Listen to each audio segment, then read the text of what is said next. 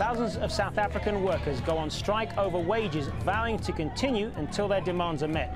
Just what's fueling their anger and what effect would repeated strikes have on the South African economy?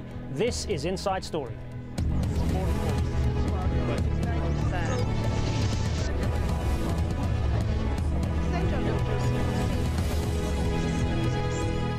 Hello and welcome to the program. I'm Hazem Sika. South Africa is on strike as more than 1 million public sector workers are set to hit the streets. Workers belonging to the country's main union federation, COSATU, say they are not happy with their pay and the 7% increase offered by the government is simply not enough. Haruma Tassa is in Johannesburg with more. Workers in South Africa vent their frustration. As far as they're concerned, no pay increase, no going back to work. Unions don't believe the government has no money. We know the government has money. The government had money to build stadium for 33 billion. The government has money to splash on Gauteng for more than 27 billion. Wherever they got money to finish the stadium for World Cup, wherever they got money to build the Gauteng, they must go back there, get the money to pay the public servants. While the standoff between the government and workers continue, the casualties of this latest mass action suffer. My mother told me that, Kidisale, you have to focus on the books. So when our teachers doing this, how can we going to learn and how we going to get the better education, the better life and the better future if they are doing this? Now we are running a little bit behind. We are writing prelims next week, and after prelims actually it's final. So there is no promising of us getting a pass. The result will drop again like last year's results. But it seems no one is listening. This is how government-paid workers are spending their time in meetings trying to come to some kind of solution. This strike is huge. You're talking of more than 1 million people who've down their tools. And there is a concern that if the strike continues, it could bring the entire public sector to a halt. Hospitals and other government departments are affected. We are going to follow your leaders. The powerful unions helped the country's president, Jacob Zuma, rise to power. Some feel their leader owes them. The ruling party, the African National Congress, can't afford to alienate them. Officials are battling to bring down the country's deficit and can't afford more public spending. It's not clear how long this mass action will last. What is certain is that the unions have raised the stakes. Zuma's government has two choices: give in to workers' demands or deal with what could turn into the worst mass action the country's experienced in 3 years. Haruma Tassa, Al Jazeera, Johannesburg, South Africa. Well, joining us now to talk more about this are our guests. In Johannesburg, Sakela Bulungu. He's a professor of sociology at the University of Johannesburg and author of the new book, A Paradox of Victory, COSATU and the Democratic Transformation in South Africa. Also in Johannesburg, Christopher Klopper. He's the chairman of the Independent Labour Caucus. That's an alliance of 11 trade unions. And in Nairobi, Ali Khan Sachu. He's a financial analyst and is CEO of Rich Management. Gentlemen, I want to welcome all of you to the program. Christopher Klopper, if I could start with you. How far are you prepared to take this fight with the government? I mean, what happens days from now if this strike continues to drag on and children are not going to school because the teachers are still on strike, hospitals are undermanned, people are getting fed up, and public opinion may turn against you? How much leverage do you think you have? I think what we must do is we must start with where the whole dispute started. The dispute started on the 9th of June. That was 2 days before the advent of the World Cup. On that particular date, we came together, all the unions in the public service, and we said that we are not going to go on strike. We are not going to exploit the position with regard to the World Cup, and we will exercise patience with regard to the dispute of the wages and how to deal with it in terms of labour legislation. Well, we have been patient since the 9th of June when the dispute was declared, and it's more than 2 months now. And I think it is something that needs to be taken cognizance of, and that is that we have exercised a tremendous amount of patience in addressing this particular problem. With regard to the question how far are we to take it, I think it's similar to how long is a piece of string. At the present moment, we are resolute to say, let's take it to where the logical conclusion could be, and that is until we have a settlement. All right, but let's talk specifics here. I mean, you're asking for an 8.6% wage increase. The government has offered 7%. You've said that's not good enough. What kind of a figure are you looking for then? Well, let's put one thing straight as well, and that is that this thing is not only about finances. Even if all the finances were in place, let's say there was an 8.6% increase on the table and a R1,000 housing allowance. There are other issues in the proposed agreement that we cannot agree with, and we cannot conclude on those issues. And I'd like to refer to those issues. The question of discrimination based on marital status. If two public servants are married, only one of them qualifies for the housing allowance. If those two public servants live as life partners, both of them would qualify. We can't understand that. The other question is with regard to medical subsidy. The state has a preferred medical scheme, the scheme for public servants, and we believe that the subsidy that is provided to those servants or those members must be exactly the same as those provided to members of other schemes. The difference in the subsidy is quite vast. If you compare it, GEMS qualifies for R2,750 per month. Members of other medical schemes qualify for 1,014. That's the one issue. The other issue is that the medical subsidy for pensioners has not been adjusted for more than 5 years, and that's also an issue that seriously needs to be adjusted. All right. Then there are outstanding issues emanating from agreements in previous years which have not been addressed. All right, there are a number of issues to be grappled with clearly there. Sakgela Bulungu, how do you see this playing out? I mean, given that the ruling party in South Africa, the ANC, derives much of their support from the unions, I mean, how far can they take this?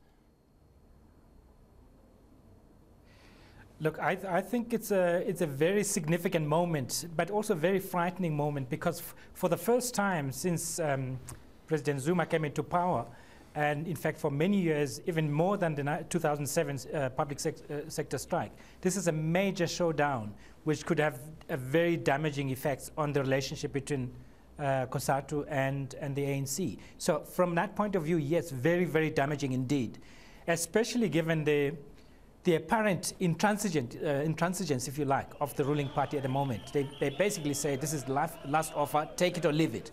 And that is very frightening indeed. And the unions are also saying indefinite. So where this might end, nobody knows. But I think the pity and the casualties of all of this are going to be people who are supposed to receive these services from government. Pupils who are supposed to write matric exams in less than a month, in just over a month from now, people in hospitals and so on and so forth. But I think the government, most of the blame here should be put at the door of government. And I think, as the last speaker indicated, there are lots of issues here. The government has been very relaxed about this thing. I don't think they've given it the seriousness it deserves, really. Ali Khan Satchu, from your vantage point, we're talking about Africa's biggest economy here. What kind of damage do these continued strikes do to the country? How much do they deter foreign investment, for example? Well, I think we've had a significant upsurge in foreign investment. I think the World Cup was in many ways a tipping point in terms of closing the perception gap that we've had in Africa. And I think there was a significant upswing in optimism that South Africa was riding until this point. I think the markets so far have displayed a good level of tolerance towards the noise that's coming out between COSATU and the government and the ANC. The Rand is pretty much at year highs or very close. The stock exchange is solid, unchanged for the year. But I think as this plays out, and if it starts to deteriorate, if the language starts to get worse, if Zuma decides he doesn't want to be seen as the union's poodle, then, you know, we could have a sharp break in the markets. So I think for now, the markets are tolerant. They're waiting to see what will happen. But really, if we see much more deterioration, we'll then see the markets taking a little bit of a beating, I think. Sakhela Bulungu, I mean, this was touched on earlier, the issue of that it's been a month now since the World Cup. Christopher Klopper touched on this, and he says that his workers have been very patient up to now. Lots of money was spent on the World Cup, on the stadiums, on the infrastructure. Many people will say the money is there to pay these people. So isn't it time for the government to cough up? I think that's a very important point to make, but there are two. Let me break it down to 2 points, really. The first one is this, and I'm amazed that the unions haven't kind of pushed this as far as it goes, because it's very significant. The first one is there's a huge disparity between the bottom and the top in the civil service. A director general earns just about 1.2 million rand per annum. I think the lowest paid civil servant earns in the region of 36 or thereabouts thousand rand per annum. Now, you can see that's a huge disparity.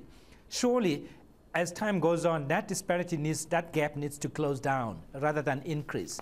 But by the sounds of it, and if they go with this 7% increase they're offering, it simply expands and extends that disparity. That's the first thing. I think the second thing, the perception that there is money out there, is to a very large extent is justified. Many people have seen the World Cup, the splashing by government on construction projects and so on and so forth, which, okay, they were fine. You know, the country benefited from that publicity.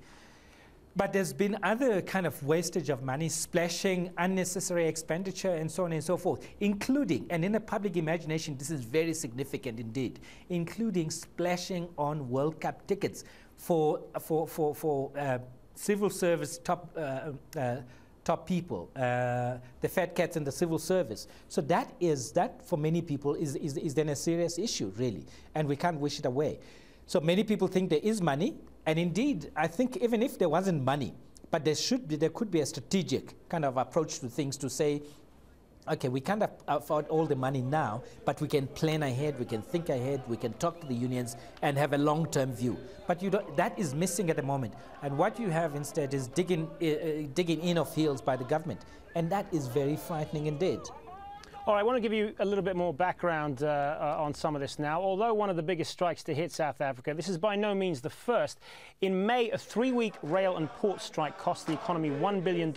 Unions won an 11% increase. A month later, most of the employees at the state power facility, Eskom, hit the picket line. They received a 9% increase, plus 1,500 rand housing allowance. And auto workers have been on strike since the 11th of August. They are demanding a wage increase that is triple the rate of inflation. Employers have so far failed to come to a deal. Ali Khan Satchu, if I could come back to you on this. I mean, as we just went into some of this just now, South Africa has a history of a pattern of strikes like this. Indeed, some people have gone as far as calling this the strike season. But when does it get to a point where there needs to be some sort of a final showdown here, if you like, what some people are calling the Thatcher moment, a Thatcher solution, to use the example of the former British Prime Minister in the 1980s, when she ended a long period of strike action like this in Britain and basically stood up to the unions. I mean, do you see a moment like that in South Africa's future, or do you see more of the same here? I don't see it happening right now. I think, you know, that President Zuma was born on the shoulders of the workers into power. You know, he's very much a president of the people. I think, you know, for him to now politically decide to stare down the workers is going to be extremely complex. And I'm not sure that he has the political wherewithal to grab that Thatcher moment at this moment. However, I do think the unions also have a strong case, given the amount of money that was spent on the World Cup. It was an optically huge amount that was spent. And, you know, they can point at it and say, hello, guys, come on, what about us? But having said all of that, you know, it starts becoming very, very expensive once the strike is called and as the longer it goes on. So I think we're here in this high propaganda moment, but I expect both sides to back down and cut a deal. I don't see it helping either side. The problem is that, you know, South Africa is running a deficit year on year of about 6.7%. The housing allowance that the workers are asking for of itself will add another percentage point to that.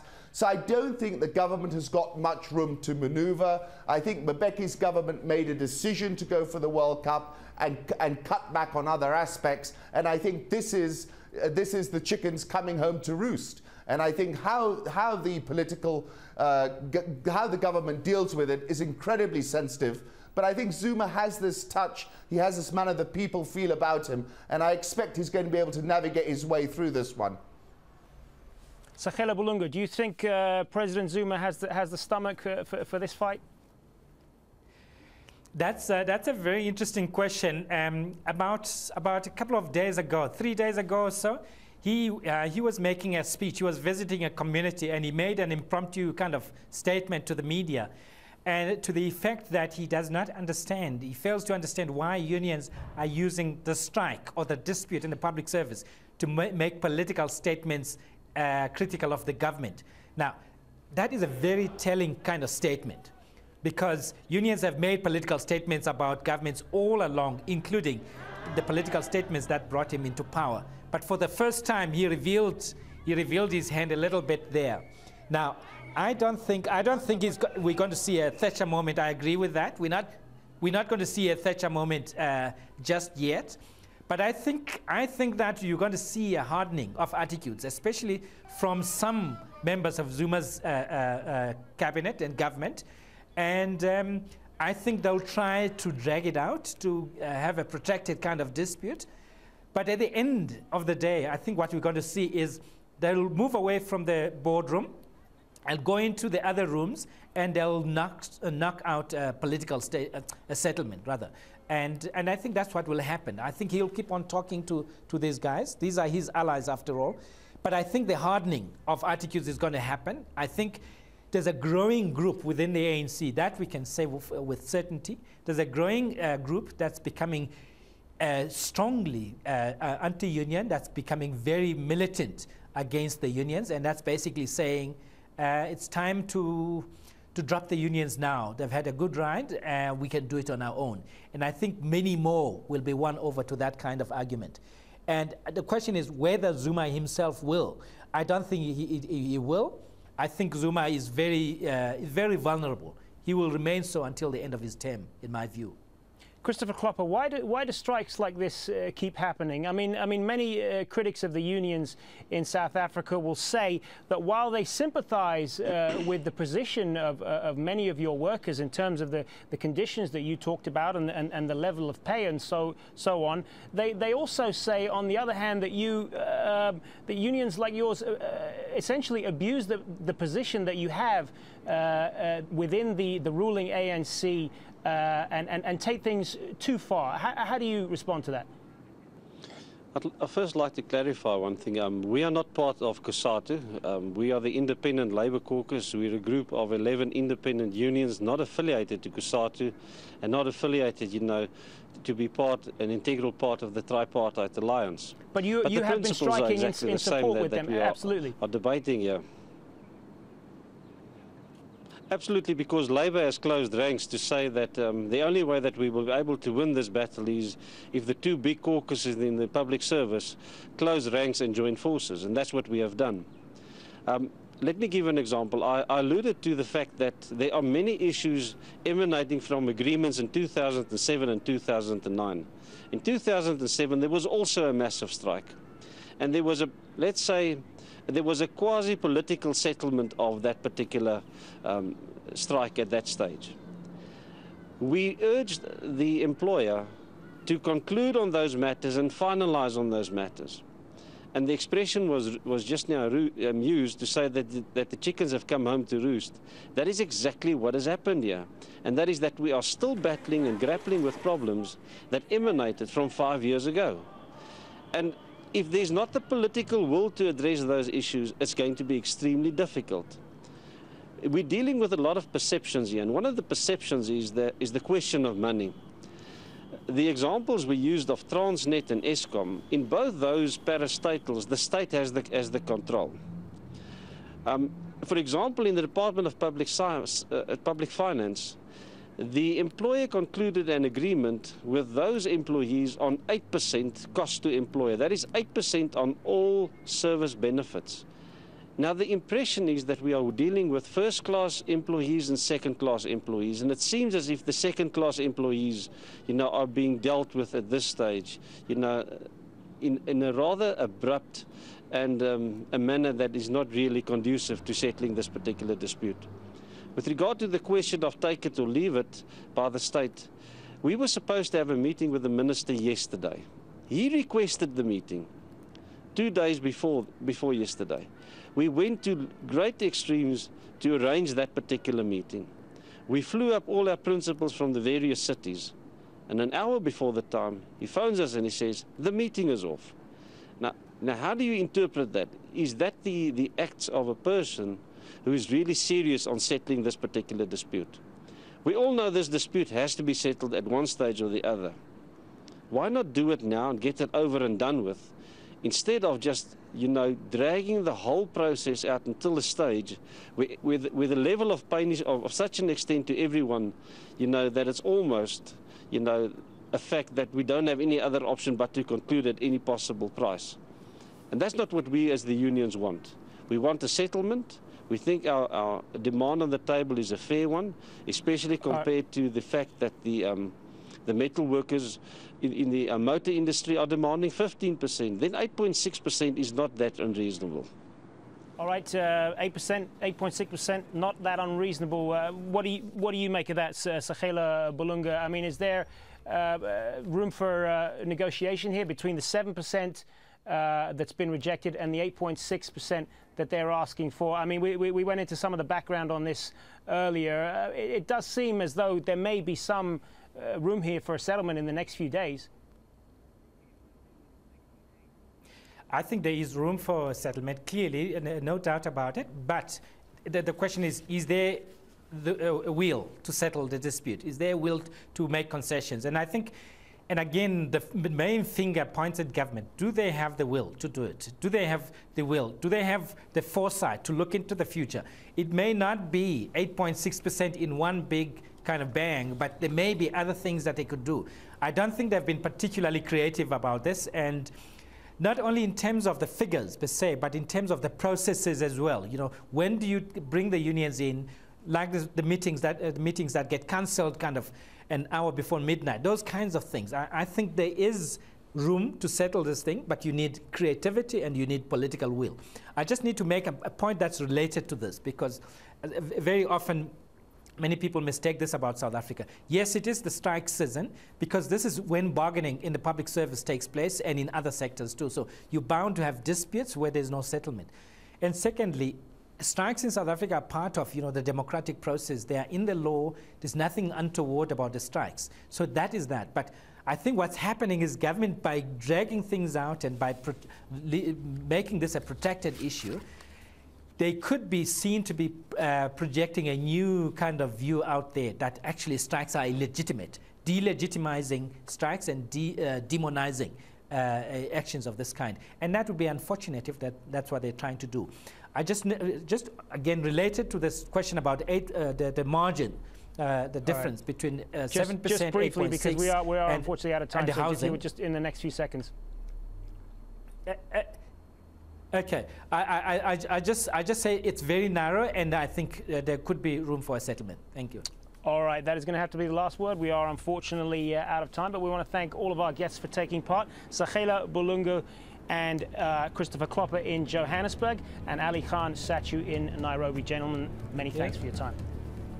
And thank you so much for joining us here on this edition of Inside Story. As always, we welcome your comments and suggestions. You can email them to us at insidestory@aljazeera.net. Bye for now.